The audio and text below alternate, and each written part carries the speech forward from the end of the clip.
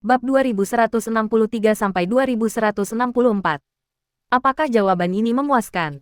Pangeran Ilahi Yuan. Kata-katanya bagaikan embun beku, cukup dingin untuk menusuk daging dan jiwa, menghancurkan kepura-puraannya dan meruntuhkan pertahanannya dengan bahasa yang paling tajam. Tapi, ia masih tak bisa mendeteksi riak di mata Pangeran Ilahi. Ia begitu acuh tak acuh, begitu menyendiri, begitu sarkastis tanpa ampun, bahkan dengan pedang di tangannya yang menekan tenggorokan Pangeran Ilahi yang rapuh. Mengapa tatapan Pangeran Ilahi masih begitu hangat hingga seolah meresap langsung ke dalam jiwanya?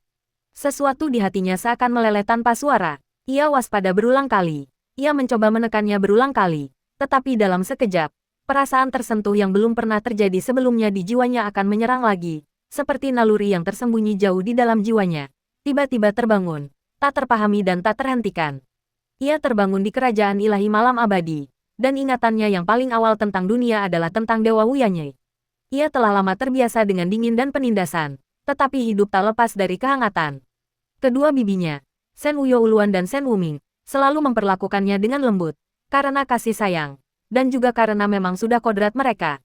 Seiring perkembangannya di dunia ini, ia perlahan menemukan kemampuannya yang luar biasa. Panca inderanya terasa memiliki ketajaman yang tak biasa, melampaui nalar, dan matanya seolah mampu melihat langsung ke dalam hati orang lain, melihat emosi yang tak bisa dilihat orang lain. Namun, ia belum pernah melihat mata seperti Yunce. Ia tak pernah tahu bahwa sepasang mata dapat terjalin dengan emosi yang begitu kompleks dan begitu kuat.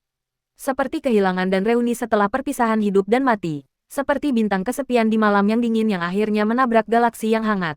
Seperti wajah familiar yang tiba-tiba terpantul di cermin kuno yang tersegel selama 1000 tahun. Emosi yang menggelora di mata itu terlalu pekat, begitu pekat hingga seakan tak mampu melarutkan kerinduan akan kehilangan yang begitu dalam, atau menahan kegembiraan reuni yang menggetarkan.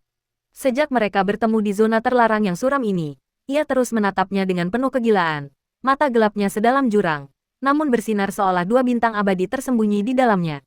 Pada bintang-bintang itu, ada penyelidikan yang hati-hati, seolah takut bahwa semua yang ada di hadapannya hanyalah fata morgana, ada kebingungan yang membingungkan. Seolah ia belum pulih dari rasa sakit dan delusi yang memilukan jiwa. Dan ada juga kasih sayang lembut yang tak akan pernah ia lepaskan, bahkan jika itu berarti mengorbankan gunung dan lautan. Siapa? Dia. Siapa? Aku, King Yue. Kau tak perlu mengujiku lagi. Akulah orang di dunia ini yang paling tidak perlu kau uji dan waspadai. Karena aku, tak akan pernah bisa menyakitimu lagi. Suaranya tetap selembut angin. Tatapannya terpaku padanya, seolah mencoba mengikat bayangannya erat-erat ke jiwanya dengan matanya. Saat kata-kata itu terucap, ia tiba-tiba mencengkeram dadanya dan terbatuk keras. Setiap batuk menghasilkan gumpalan darah. Ujung pedang yang menekan tenggorokannya sedikit terdorong mundur. Gerakan tangannya seolah mendahului pikirannya. Sebuah reaksi yang hampir naluriah. Beberapa aliran energi mendalam perlahan mengalir di sekujur tubuh Yunce, akhirnya sedikit menstabilkan luka-lukanya. Shen Wui menatap tajam. Kata-katanya masih dingin dan sarkastis. Jadi kau juga takut mati? Takut? Tentu saja aku takut. Yunce berusaha mengatur napasnya. Suaranya serak dan lemah karena luka parahnya. Setiap kata seakan tercekat di sela-sela giginya. Namun, begitu jelas, begitu tegas. Aku mungkin orang di dunia ini yang paling takut mati. Karena jika aku mati, jika suatu hari kau mendapatkan kembali ingatanmu, kau akan patah hati. Dan karena jika aku mati, tanah airku, tanah air kita akan selamanya terjerumus ke dalam jurang malapetaka yang tak terduga dan tak tertahankan. Matanya memantulkan cahaya lembut yang samar, namun juga memancarkan tekad yang kuat dari relung jiwanya yang terdalam. Bibir Shen Wui bergerak sedikit, tetapi ia tak sanggup mengucapkan kata-kata yang menusuk jiwa itu. King Yue, aku tahu Shen Wuyanye lah yang memerintahkanmu untuk membunuhku. Alasan membunuhku adalah karena aku menyentuh lukanya di puncak awan Eden, dan tempat ini tak diragukan lagi adalah tempat yang tepat untuk membunuhku. Kau tak perlu mengakui atau menyangkalnya. Aku bukan ancaman bagimu sekarang. Aku bahkan tak punya kemampuan untuk melarikan diri. Aku hanya memintamu memberiku waktu untuk mendengar apa yang ingin kukatakan. Shen Wui tetap diam dan tak bergerak. Hanya tatapan dinginnya yang menatapnya.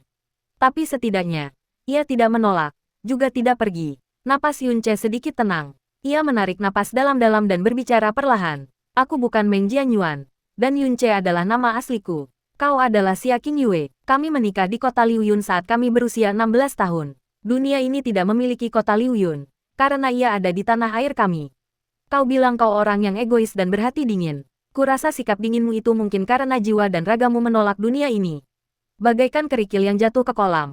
Kata-kata ini seakan menimbulkan riak di mata Shen Wei. Aku memahami rasa penolakan terhadap dunia ini. Dan penolakan ini justru karena kita bukan milik dunia ini. Dan tanah air kita adalah tanah suci abadi. Yang telah dirindukan orang-orang di dunia ini selama beberapa generasi. Dan kini akan segera dimasuki. Kata-kata Yun Ce yang diucapkan kepada siapapun dari abis, tak diragukan lagi menggemparkan. Ekspresi Shen Wei tetap tak berubah. Dan ia tidak menyela. Hanya menatapnya dengan dingin. Mendengarkan. Tanah air kita tidak memiliki abis. Melainkan pepohonan hijau yang tak terhitung jumlahnya dan bunga-bunga yang bermekaran. Ras dan dunia yang tak terhitung jumlahnya. Besar maupun kecil. Warna dunia ini dan jumlah makhluk hidup jauh melampaui abis. Namun, hilangnya energi spiritual telah mencegah para kultivator tanah air kita untuk menembus alam dewa penguasa. Begitu mereka yang dari abis menginjakkan kaki di sini, semua roh tanah air kita akan menjadi domba-domba untuk disembelih. Hukum langit dan bumi yang rapuh juga akan mengalami bencana yang tak terhitung jumlahnya karena mereka tidak dapat menahan kekuatan para dewa dan dewa sejati. Ini juga alasan aku datang ke dunia ini. Ia mengucapkan setiap kata, setiap suku kata, menatap langsung ke mata Shen Wei. Semua emosinya terpantul tanpa ragu di tatapannya. Shen Wei berkata dengan tenang, maksudmu kau ingin mencegah tanah suci dan kerajaan ilahi memasuki tanah suci abadi? Ya, hanya kau. Ya, hanya aku. Ia menjawab tanpa ragu atau takut. Apa itu Kaisar Abis dan 4 pejabat ilahi agung? Bahkan di bawah tanah suci, makhluk kuat yang tak terhitung jumlahnya di dalam 6 kerajaan ilahi dapat memusnahkanku dalam sekejap mata. Dan aku, seorang dewa ilahi biasa, harus mencegah pembukaan arai pemecah kekosongan berikutnya dalam waktu kurang lebih 40 tahun. Absurd, menggelikan. Bukan, mendengar ini, tak seorang pun kultivator abis yang bisa tidak menganggapnya absurd dan menggelikan. Namun Shen Wei, yang sebelumnya hanya melontarkan kata-kata dingin dan ejekan, tidak mengucapkan kata-kata yang menyakitkan. Oleh karena itu, aku tak punya pilihan selain menggunakan segala cara yang diperlukan, mengenakan jubah berlapis-lapis, perlahan-lahan menyatu dengan dunia ini. Aku menggunakan trik kotor untuk mendekati Hua Caili, dan metode tercela untuk menjadi Meng Jianyuan, untuk menghancurkan aliansi antara 3 kerajaan, Zimeng, Zetian, dan Shen Luo, serta menabur benih permusuhan di masa depan. Rencana terpentingnya di dunia ini pun terungkap kepada Shen Wei dengan sangat jujur. Rembulan dingin di mata Shen Wei semakin dalam. Tak seorang pun tahu apa yang sedang dipikirkannya saat itu. King Yue, panggilan itu lembut, seolah dari mimpi yang jauh. Ia menyipitkan matanya sedikit. Senyum mengembang di bibirnya. Kau telah kehilangan masa lalumu. Jadi kau tak mengerti betapa bahagianya aku bertemu denganmu lagi. Betapa bersyukurnya aku kepada surga. Aku telah berfantasi berkali-kali dalam mimpiku sendiri bahwa jika kau bisa muncul kembali dalam hidupku, aku akan berusaha sekuat tenaga untuk menebusnya, bahkan dengan segala cara, untuk sepenuhnya mengintegrasikan hidupmu ke dalam hidupku. Tapi akhirnya kita bersatu kembali, di dunia lain, di bawah takdir yang begitu berat. Ia membuka kembali matanya, semua kelembutan dan kasih sayang terselubung dalam tatapan yang begitu jernih dan mendalam. Beban cinta pribadi tak sebanding dengan kehilangan tanah airku. King Yue, aku berutang banyak padamu, dan yang paling kubutuhkan saat ini adalah bantuanmu. Tanah air kita bukanlah surga abadi, mereka, melainkan milik kita sendiri. Aku adalah kaisar dari surga abadi, dan kau adalah permaisuri dari tanah suci abadi. Setelah mengucapkan begitu banyak kata sekaligus, napas Yun Ce kembali agak tak teratur. Ia diam-diam menekan luka-lukanya, wajahnya sepucat kertas, tetapi ia tak menunjukkan sedikit pun kelemahan yang seharusnya ada pada luka serius, karena dunia ini tak mengizinkannya menunjukkan kelemahan sedetik pun. Selesai, suaranya tetap menusuk, kisah yang sangat bagus. Begitu absurdnya sehingga bahkan para cendekiawan fana sekalipun dalam kegilaan mereka tak mungkin mengarangnya. Tapi, mengingat betapa absurdnya itu, aku mulai mempercayainya. Matanya menyipit, tatapannya bagai salju abadi di padang salju tak berujung. Begitu indah dan murni, namun sama sekali tak bernuansa hangat. Jika apa yang kau katakan itu benar, seorang kaisar dari dunia lain, seorang penipu palsu yang menyamar sebagai putra kerajaan dewa, sebuah bayangan yang menghancurkan 3 kerajaan dewa, akankah ia begitu mudah mengungkapkan semua rahasia ini kepada seorang dewi dari kerajaan dewa? Sekalipun masa laluku benar-benar, Xia King Yue, yang kau bicarakan, kini aku adalah Shen Wei yang murni dan polos, dewi kerajaan ilahi malam abadi. Xia King Yue yang kau bicarakan tak pernah ada, bahkan sedikit pun, dalam hidupku maupun pemahamanku. Hanya dengan satu kata dariku, semua ambisi dan rencanamu akan terbongkar ke dunia dan lenyap begitu saja. Kalau begitu, bukankah kaisar dari dunia lain ini terlalu naif, terlalu bodoh? Begitu naif dan bodohnya. Tapi kau berani menanggung nasib dunia. Rasa, logam naik di tenggorokan Yunce. Tapi ia memaksakannya. Hanya beberapa garis darah panjang yang mengalir dari sudut bibirnya. Namun matanya tetap jernih. Bagai bintang abadi di kegelapan malam. Jawabanku telah diberikan kepadamu. Karena kau adalah Xia Qingyue. Xia Qingyue yang, meskipun terluka parah oleh takdir, meninggalkan semua kelembutan dan kebaikan kepada dunia. Merangkul rasa sakit dan kematian pada dirinya sendiri. Penyamaran yang kau ciptakan untuk dirimu sendiri tak bisa lagi menipuku. Dan aku tak akan pernah ragu atau bimbang lagi terhadapmu. Yunce perlahan mengangkat tangannya. Dan di tempat telapak tangannya bersentuhan, debu di sekitarnya seakan terpanggil. Perlahan berkumpul dan berputar menjadi pusaran halus dan gelap. Mata indah Shen Wei menyipit. Dan emosi yang agak intens akhirnya muncul di wajahnya yang seputih giok. Kau bisa mengganggu Yuan Chen, kan? Katanya lembut. Ini bukti bahwa takdir kita saling terkait. Ia menatap Yuan Chen dalam genggaman Yunce, tampak tenggelam dalam pikiran sejenak. Namun seketika, tatapannya berubah dingin, dan ia tiba-tiba berkata, "Jawab satu pertanyaanku." "Baiklah." Suara dan tatapan Yunce melembut bersamaan. Ia berkata dengan dingin, "Kau bilang aku istrimu, dan aku menikah saat umurku 16 tahun. Lalu kenapa?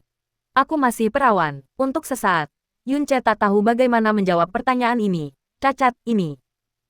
Keheningan singkat Yunce disambut dengusan dingin dari Shen Wei. Ia hendak berbicara lagi ketika mendengar Yunce sedikit menurunkan pandangannya dan bergumam pelan. Dengan kekacauan primordial langit dan bumi, segala sesuatu disempurnakan, pria dan wanita dipertemukan, dan tatanan langit dan bumi ditegakkan. Inilah Yunce, putra tunggal keluarga Xiao dari kota Liu Yun di kerajaan Changfeng, berusia 16 tahun, dengan karakter yang jujur dan sifat yang lembut. Mewarisi reputasi keluarga yang berintegritas dan memiliki keanggunan bak giok yang belum dipoles.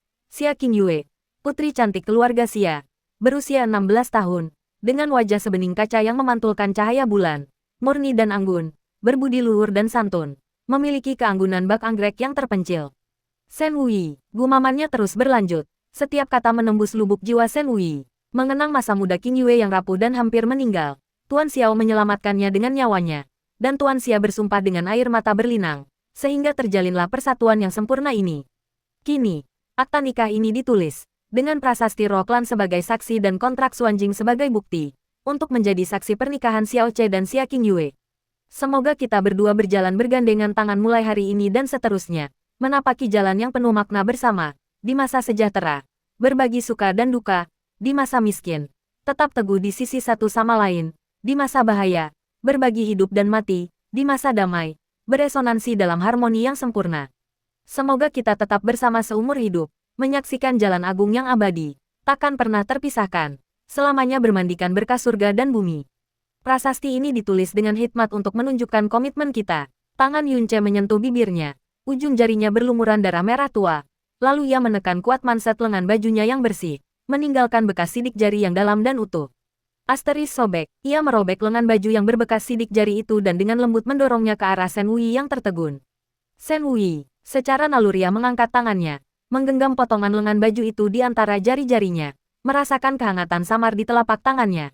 "Apa yang kau lakukan?" Melihat bahwa ia belum membuang lengan baju yang terpotong itu, ia tampak tersenyum puas. "Setelah kehilanganmu, aku menyaksikan kenangan masa lalumu. Satu-satunya akhir yang kau berikan untuk dirimu sendiri adalah gaun pengantin merah menyala, dan surat nikah yang kau sembunyikan dengan hati-hati di pinggangmu." Saat itu, sebuah suara yang dipenuhi kepanikan dan kemarahan tiba-tiba terdengar. "Kakak Yun, Shen Wei, berhenti!" Teriakan gadis itu baru saja mencapai bibirnya ketika cahaya pedang yang menyilaukan membelah kegelapan, memotong ruang, dan menusuk langsung ke punggung Shen Wei dengan amarah yang tak terbatas. Yunce roboh ke tanah. Tubuhnya berlumuran darah seperti tinta tumpah. Noda merah tua menyebar di atas batu abu-abu gelap. Pemandangan yang mengerikan. Shen Wei berdiri di hadapannya. Cahaya dingin pedang tanpa hati mengarah langsung ke tenggorokannya. Ujungnya hanya berjarak sehelai rambut dari kulitnya. Siapapun yang menyaksikan pemandangan ini akan segera menyimpulkan bahwa Shen Wei telah melukai Yunce dengan sangat parah dan bermaksud membunuhnya. Pemandangan ini memasuki mata Hua Caili, dan semua tali jiwanya langsung menegang seolah akan putus. Mata indahnya dipenuhi cahaya bintang yang tak berujung dan mengamuk, dan pedang Liyun di tangannya melesat keluar, membawa niat pedang penghancur langit yang dilepaskan sepenuhnya, mengarah langsung ke titik terlemah Shen Wei. Ini adalah pertama kalinya dalam hidupnya Hua Caili dengan begitu tegas melepaskan pedang mematikan, tanpa ragu-ragu atau ragu-ragu. Pedang Liyun yang terbang bergetar hampir menusuk di tengah kepanikan dan amarahnya yang ekstrim. Cahaya pedang yang menyilaukan dan dingin, seperti sinar fajar pertama, membelah dunia kelabu, seketika mendekati punggung Shen Wei. Namun Shen Wei tampak sama sekali tidak menyadarinya. Tubuhnya tak bergerak, baik alam mistik agungnya maupun es berkilaunya tidak muncul, bahkan tidak melepaskan jejak energi mendalam. Asteris, swoosh, pedang itu menusuk jantungnya, merobek tubuhnya, bahkan tidak menyisakan percikan darah. Pupil Yunce langsung menyempit. Pedang Liyun tidak menusuk wujud ilusi Shen Wei, tetapi tubuhnya yang tak berdaya. Saat menusuk jantungnya, niat pedang penghancur langit meletus tanpa ampun di dalam dirinya, seketika melumpuhkan organ dalamnya dan menghancurkan banyak meridian. Yunce telah merasakan kedatangan Hua Caili, kultivasi alam pemusnahan ilahi tingkat 6 Shen Wei, ditambah dengan indera spiritualnya yang luar biasa dan tak terpengaruh, yang tidak ditekan oleh Yuan Chen, tidak diragukan lagi berarti dia telah merasakannya sejak lama. Tapi, mengapa dia tidak menghindar atau membela diri? Terluka parah, darah dan ki-nya melonjak, dan wajah Shen Wei seketika pucat pasi. Darah mengalir dari bibirnya, namun ekspresinya tetap dingin dan acuh tak acuh seperti sebelumnya, tanpa menunjukkan tanda-tanda kesakitan atau keterkejutan. Pedang Liyun, yang menembus tubuhnya, terus melaju, tiba-tiba berbalik ke atas tepat sebelum menyentuh Yunce, membentuk lengkungan indah berwarna merah muda di ruang gelap sebelum terbang ke jari-jari gadis itu yang seperti giok. Sosok Hua Caili telah muncul di hadapan Yunce, niat pedangnya yang mengamuk dan energi yang mendalam memaksa Shen Wei menjauh. Dia mengarahkan pedangnya ke Shen Wei, suaranya gemetar dan serak. Shen Wei, kau berani. Yunce, yang terlindungi di belakangnya, hanya bisa melihat profilnya samar-samar. Jubah sucinya ternoda debu, rambut panjangnya sedikit acak-acakan, dan sudut matanya memerah karena amarah yang luar biasa, bukan merah muda lembut seperti biasanya, tetapi merah menyala karena amarah. Energi pedang, yang awalnya dipenuhi energi spiritual tak terbatas, tampak sepenuhnya terbakar oleh kobaran amarah, berubah menjadi goresan pedang halus yang berputar di sekelilingnya. Bahkan helai rambut yang jatuh di pelipisnya berdiri tegak karena gejolak energi mendalamnya. Bahkan Hua Fuchen dan Hua Qingying, yang telah menyaksikan seluruh hidup Hua Caili, belum pernah melihatnya dalam keadaan yang begitu menakutkan. Namun, bahkan dalam amarah ini, dia tidak kehilangan kendali. Dia memegang pedang di satu tangan, sementara tangan lainnya diletakkan di belakang punggungnya, terhubung erat dengan aura Yunce. Bahkan sebagian besar energi mendalamnya terkonsentrasi di telapak tangan di belakang punggungnya. Matanya memantulkan sosok Shen Wei, memancarkan hawa dingin yang belum pernah dia rasakan sebelumnya. Pedang giok di tangannya berdengung dan bergetar, cahaya pedangnya yang terang hampir membutakan. Mengetahui bahwa dia bukan tandingan lawannya, dia melepaskan tekad yang teguh, rela binasa bersama dengannya. Shen Wei tetap diam, melompat ke udara dan menghilang di kejauhan. Tepat sebelum sosoknya menghilang sepenuhnya ke dalam kabut kelabu, dia mengalihkan pandangannya dan menatap Yunce dalam-dalam, bertemu dengan tatapannya yang telah mengikutinya dengan cermat dan dipenuhi dengan begitu banyak kasih sayang dan kerinduan. Anehnya, pada saat kontak mata itu, dia memahami makna mendalam yang tersembunyi di matanya. Hua Caili tetap tegang sampai aura Shen Wei benar-benar lenyap dari indranya. Baru kemudian dia terbangun dari mimpi buruk. Energi pedang yang bergetar di sekitarnya langsung menghilang. Dentang, pedang Liyun kesayangannya terlepas dari genggamannya. Dia berputar, berlutut di hadapan Yunce, suaranya bergetar. Kakak Yun, apakah kau baik-baik saja? Di mana kau terluka? Kemarahan dan niat membunuh sebelumnya telah lenyap tanpa jejak, hanya menyisakan rasa takut yang memucat wajahnya yang cantik. Dalam beberapa kata itu, matanya sudah berlinang air mata. Jangan khawatir, aku baik-baik saja. Senyum terukir di bibir Yunce, dan energi bercahayanya bersinar hangat, menenangkan lukanya dan menenangkan pikiran gadis yang benar-benar kacau itu. Merasakan energi bercahaya dan kekuatan hidup yang masih relatif melimpah di dalam diri Yunce, Hua Caili akhirnya menghela napas lega. Dia meraih lengan baju Yunce, sesaat ambruk karena ketakutan yang hebat. Baru kemudian dia menyadari bahwa luka-luka di tubuh Yunce jelas disebabkan oleh hantu jurang atau binatang jurang. Luka-luka itu masih memancarkan kabut abu-abu unik dari korosi jurang. Jelas bukan luka yang ditinggalkan oleh pedang tanpa hati atau segel dewa pemurnian. Namun, dia jelas melihat Shen Wei mengarahkan pedangnya ke tenggorokan Yunce. Jika dia tiba sedikit lebih lambat, konsekuensinya akan tak terbayangkan. Shen Wei, mengapa dia ingin membunuhmu? Hua Caili dengan hati-hati mengamati sekitarnya, bertanya dengan lembut. Bayangan Shen Wei juga diam-diam terpatri dengan kebencian di hatinya. Sekarang setelah dia sedikit tenang, sebuah pertanyaan tiba-tiba muncul di benaknya. Mengapa dia tidak menghindar tadi? Lagi pula, mengingat tingkat kultivasinya, Bahkan tanpa menggunakan teknik Xuanbing yang aneh itu, pedang Liyun seharusnya tidak bisa menembus jantungnya semudah itu. Yunce menggenggam tangannya, nadanya tenang, dan berkata, aku tidak menyimpan dendam terhadap Shen Wei. Satu-satunya alasan dia bertindak seperti ini adalah karena Dewa Wuming. Melibatkan dewa suatu negara. Tangan Hua Caili secara naluriah mengencang. Bagaimana mungkin? Mengapa? Yunce terkekeh pelan. Dewa Wuming tidak bertindak sesuai akal sehat. Kau seharusnya sudah mendengar tentang masa lalunya. Kurasa dia terangsang setelah menyaksikan aku menderita 2 kali lipat hukuman pemangsa kehancuran sendirian di puncak awan Eden. Dia tidak bisa menerima bahwa seorang pria bisa melakukan hal sejauh itu untuk seorang wanita, sehingga menimbulkan niat membunuh. Batuk-batuk. Hua Caili dengan cepat mengulurkan tangan dan dengan lembut menyentuh dadanya. Matanya dipenuhi rasa sakit hati. Lalu dia berkata dengan marah, dia hanya kurang beruntung dalam cinta. Terluka oleh orang kurasa bernama Shen Wuxueyan, dan sekarang dia ingin menyangkal semua orang. Sungguh menjijikkan. Tidak heran bahkan Dewa Ayah mengatakan dia wanita gila yang tidak masuk akal. Saudara Yun, mari kita pergi dari sini dulu. Aku khawatir, Shen Wei mungkin akan mencari kita lagi. Jangan khawatir, Yunce sama sekali tidak khawatir. Saat aku bertemu dengannya, dia jelas telah melalui pertempuran sengit. Xuan Qi-nya sangat lemah, dan kau menusuk jantungnya dengan pedangmu. Lukanya pasti jauh lebih parah daripada lukaku sekarang. Dia hampir tidak mampu mengurus dirinya sendiri dan tidak memiliki kekuatan lagi untuk membunuhku. Lagi pula, pergi seperti ini akan terlalu memalukan. Begitu, gumam Hua Caili, seolah mengerti. Tetapi dengan Yunce di depannya, bagaimana mungkin dia terganggu oleh pikiran seperti itu? Baiklah, kau fokuslah pada penyembuhan dulu. Begitu kita keluar, pastikan untuk segera memberitahu Dewa Ayah dan Paman Meng. Jawab Yunce pelan. Namun, setelah memberitahu Dewa Ayah, kau juga harus membujuknya agar tidak marah. Kemarahan Dewa Wuming hanya sementara dan akan segera mereda. Kecuali benar-benar diperlukan, seseorang tidak boleh menghadapi orang gila secara langsung.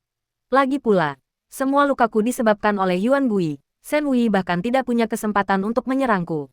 Hua Caili berpikir sejenak dan akhirnya setuju dengan patuh. Aku tahu. Kakak Yun, kau selalu begitu baik. Meskipun kau hampir menderita serangan mendadak yang mengerikan, kau masih memikirkan Dewa Ayah dan yang lainnya. Yunce menatapnya dalam diam, lalu tiba-tiba menariknya ke dadanya dengan kuat. Hua Caili mengeluarkan erangan lembut, mengingat luka-lukanya, dan tidak berani melawan sedikit pun. Ia dengan patuh bersandar di pelukan Yunce, membiarkan darahnya menodai jubah putih sucinya. Aroma samar darah masih tercium di hidungnya, bersama dengan aroma khas Yunce yang segar. Kylie, gumamnya di telinga gadis itu, gumaman yang terdengar serius sekaligus nakal.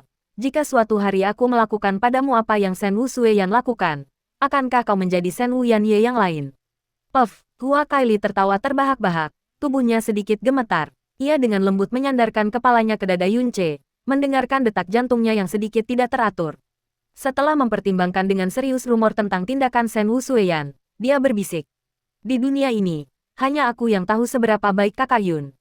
Jadi, jika suatu hari kau jatuh cinta pada wanita lain seperti Shen Wuxueyan, dan menikahi wanita lain sebagai selir ilahimu, itu hanya berarti aku tidak cukup baik. Setidaknya tidak sebaik wanita itu. Itulah sebabnya pandangan dan hati kakak Yun beralih ke orang lain. Aku tidak akan pernah menjadi seburuk Shen Wuxueyan. Kalau tidak, kakak Yun pasti akan sangat membenciku. Aku akan mengubah kebiasaan burukku, dan kemudian aku akan mengganggumu setiap hari. Sehingga kau tidak akan punya waktu untuk memperhatikan orang lain, hehe. Yunce mendongak ke langit yang redup dan bertanya, lalu jika aku melakukan sesuatu 100 kali lebih buruk daripada Shen Wuxueyan, apakah kau akan membenciku? Tanggapan Hua Caili jauh lebih cepat dan lebih langsung daripada yang diharapkan Yunce. Oh, tidak, sudah kubilang. Selama itu kakak Yun, aku akan memaafkannya apapun yang dia lakukan. Ia mengangkat kepalanya, tiba-tiba mengulurkan tangan untuk mencubit bibir Yunce dengan lembut. Tersenyum manis, aku tahu lebih baik dari siapapun betapa baiknya kakak Yun kepadaku, sedangkan betapa buruknya kakak Yun kepadaku. Hal terburuk yang bisa kau lakukan padaku adalah, itu hanya. Suaranya menghilang, mata indahnya malu-malu memalingkan muka, sedikit rona merah muncul di pipinya. Aku tahu. Pasti selama 3 tahun terakhir ini, kau memikirkan hal-hal aneh, dan kemudian, memanfaatkan ketidakhadiran ayah dewa dan bibi, bahkan dengan luka serius seperti itu. Kau masih ingin menindasku. Kau jelas-jelas dirimu sendiri. Jangan katakan itu. Ia sedikit memaksa, menarik bibir Yunce hingga rata, menghentikannya untuk mengatakan apapun lagi. Di masa lalu, Hatinya yang polos tidak menyadari apapun, hanya menganggap kejujurannya sebagai lelucon.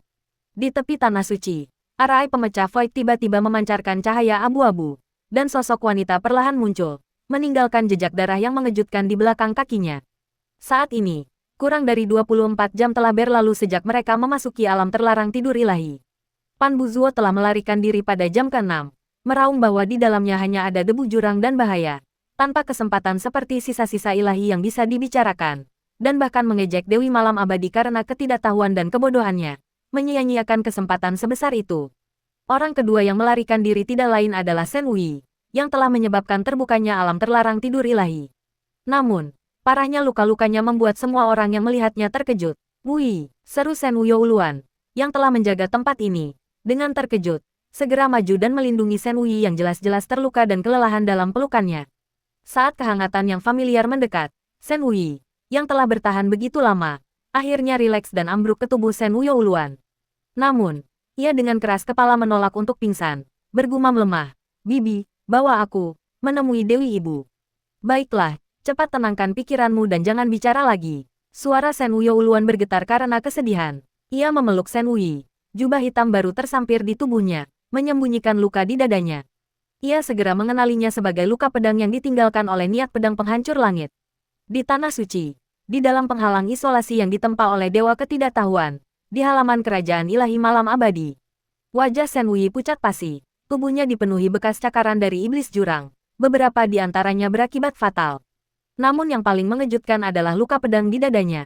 Niat pedang penghancur langit yang mengerikan masih melekat, mustahil untuk dihilangkan dalam keadaannya saat ini. Jika ia tertunda setengah jam, ia pasti akan binasa. Shen Wuyouluan dengan hati-hati menghilangkan niat pedang penghancur langit di dalam tubuh Shen Wei. Shen Wei, yang digendong dalam pelukannya, tidak mampu berdiri. Namun ia masih harus menghadapi amarah Shen Wei-nya yang mengerikan. "Maksudmu, kau tidak hanya gagal membunuh Yunce, tetapi kau juga ditemukan oleh Dewi Penghancur Langit dan terluka parah." Kata-kata kasar Shen Wei-nya dipenuhi amarah. Semua gadis malam abadi di sekitarnya menundukkan kepala dalam-dalam, seolah tidak mampu menatap matanya. Melaporkan, "Dewi Ibu," ia hampir tidak bernapas, namun masih mengerahkan seluruh tekadnya untuk menolak pingsan, area terlarang. Hantu jurang yang tak terhitung jumlahnya. Wei bertarung untuk waktu yang lama. Ketika ia bertemu Yunce, ia sudah terluka parah dan kelelahan. "Ketika aku menyerang, karena luka parahku, kesadaranku kabur, dan dengan debu jurang yang mengikat jiwaku, aku gagal mendeteksi Dewi Penghancur Langit." Batuk. "Wei, berhenti bicara." Shen Wuyouluan buru-buru menekan tangannya ke dadanya. Jari-jarinya memutih karena kesakitan. Menghadap tandu gelap itu, ia memohon, "Yang mulia, jika Wei tidak terluka parah, dengan kultivasinya dan Linglong Xuanji, bagaimana mungkin ia bisa terluka oleh Dewi Zetian? Bahkan jika Wei melakukan 1000 kesalahan, setidaknya, biarkan dia sembuh dulu." Dalam keadaannya saat ini, dia sama sekali tidak dapat menahan murka yang mulia. "Permohonan." Shen Wuyouluan tidak membangkitkan sedikit pun rasa iba dari Shen Wuyanye. Suara yang datang dari tandu itu hampir sangat dingin dan menusuk jiwa. "Pergi ke apa yang disebut domain terlarang tidur ilahi atas inisiatifmu sendiri. Pembangkangan, kebodohan, sia-sia. Dan kau bahkan mencoba menggunakan alasan untuk membebaskan diri." Pada saat ini, Shen Wei perlahan mengangkat tangannya. Gerakannya sangat lemah. Saat jari-jarinya yang pucat terbuka, sebuah kristal jurang abu-abu aneh tergeletak tenang di telapak tangannya, dikelilingi oleh aura samar namun aneh. "Untungnya, aku belum mencemarkan misiku." Suara lembutnya menghilang saat kesadarannya akhirnya runtuh, dan dia pingsan di pelukan Shen Wuyouluan. Kristal jurang terlepas dari genggamannya. Shen Wuyouluan secara naluriah meraihnya, menatapnya sejenak, lalu tiba-tiba berteriak kegirangan. "Ini sulur jantung jurang, Yang Mulia. Ini sulur jantung jurang. Ini sulur jantung jurang." Kemarahan yang menusuk tulang yang terpancar dari tandu tiba-tiba berhenti, digantikan oleh gelombang energi mendalam yang kacau. Shen Wuming bergegas maju, mengambil kristal jurang dari tangan Shen Wuyouluan, dan berteriak dengan kegembiraan yang sama. Panjangnya hampir 1 inci, menyerupai sulur layu. Napasnya terkadang seperti api yang membakar, terkadang seperti guntur, intinya bergetar seperti jantung manusia, dan persis seperti sulur jantung jurang yang dijelaskan dalam catatan. "Yang Mulia, ini sulur jantung jurang. Wei benar-benar telah menemukan sulur jantung jurang." Wosh! Tanda seru. Hembusan angin dingin tiba-tiba muncul, dan sulur jantung jurang di tangan Shen Wuming tersapu ke dalam tandu. Aura di sekitar tandu bergetar lebih hebat lagi. Bertahan lama. Shen Wuyuluan berlutut dengan berat di tanah. Meratap. Yang mulia. Tak terhitung banyaknya orang telah menjelajahi laut berkabut berkali-kali untuk mencari sulur jantung jurang. Tanpa henti berusaha. Namun setelah bertahun-tahun, kami tidak menemukan apapun. Wui, mempertaruhkan izin Kaisar Jurang untuk memasuki alam terlarang tidur ilahi. Semua demi secercah harapan ini. Fakta bahwa dia menemukan sulur jantung jurang ini menunjukkan bahwa begitu dia memasuki alam terlarang, dia memburu hantu jurang tanpa henti. Kemungkinan mengabaikan luka-lukanya, karena takut menyia-nyiakan bahkan sedetik pun harapan. Aku bahkan tak bisa membayangkan berapa banyak iblis jurang yang telah ia buru hingga terluka parah. Dan bahkan dalam keadaan seperti ini, ia tidak melupakan perintah yang mulia ketika bertemu Yunce. Itulah sebabnya, itulah sebabnya. Aku mohon Yang Mulia mempertimbangkan hati Wuyi yang murni. Hati yang bahkan surga sendiri tergerak untuk menganugerahkannya kepadanya, dan jangan menghukumnya lebih lanjut. Suasana membeku sesaat, diikuti oleh suara Shen Wuyan, yang lebih serak dari biasanya. Apa yang masih kau lakukan di sini? Bawa Wuyi turun untuk diobati. Baik, Shen Wuyouluan. Seolah mendengar suara surgawi. Dengan cepat mengangkat Shen Wuyi dan buru-buru mundur dengan hati-hati.